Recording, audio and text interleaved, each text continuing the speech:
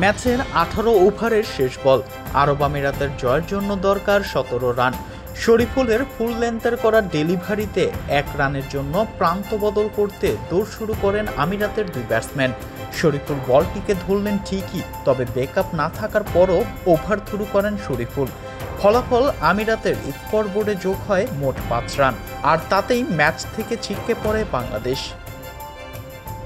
শেষ ওভারে জয়ের জন্য বাংলাদেশকে আটকাতে হতো 12 রান, তবে সেই কাজটা ঠিকঠাক করতে পারেনি তানজিম সাকিব। উল্টো নো আর ছক্কা খেয়ে টাইগাররা ম্যাচটি হেরে যায় 2 উইকেটে। আইসিসির সহযোগী দেশের কাছে এবারই প্রথম হার নয় বাংলাদেশের।